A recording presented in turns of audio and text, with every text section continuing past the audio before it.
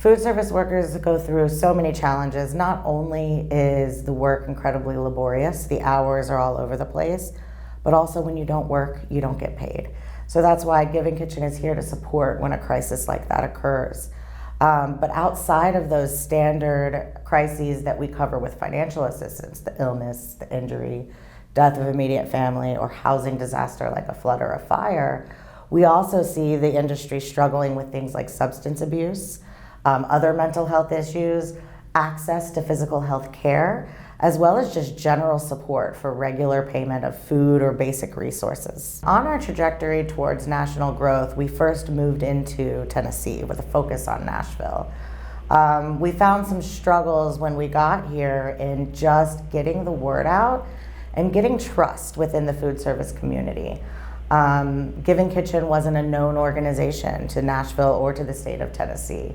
And so hearing that there's an organization out there that's just gonna help you and give you money and fund your needs for your living expenses doesn't sound real. It doesn't sound like they're maybe a catch and when they owe it back. And it was just this unfamiliarity within food service itself with how charity and grant programs work, because there haven't really been any for the food service industry before.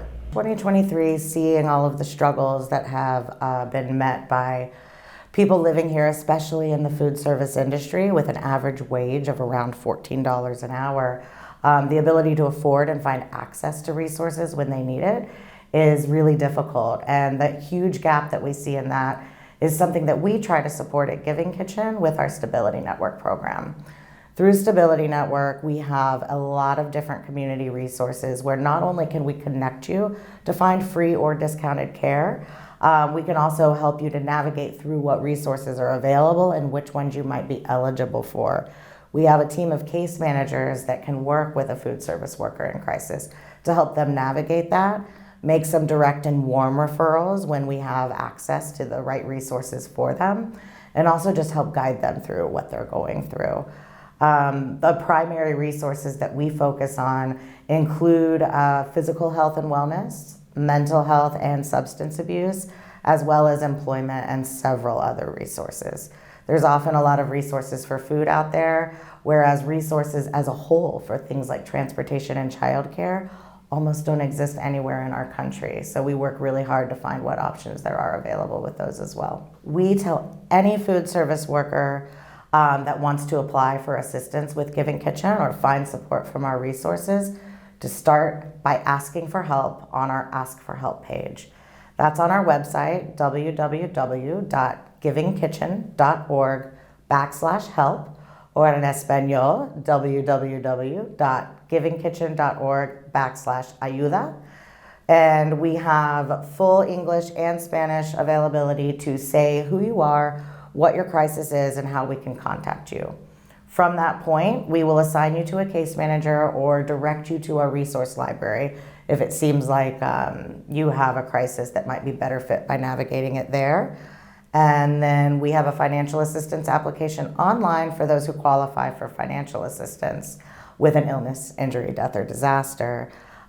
They would also work with the support of one of our case managers to get through that, provide documentation that they work in food service, a paycheck works, documentation of their crisis, which is illness or injury. We're looking for a doctor's note with estimated time of recovery and diagnosis.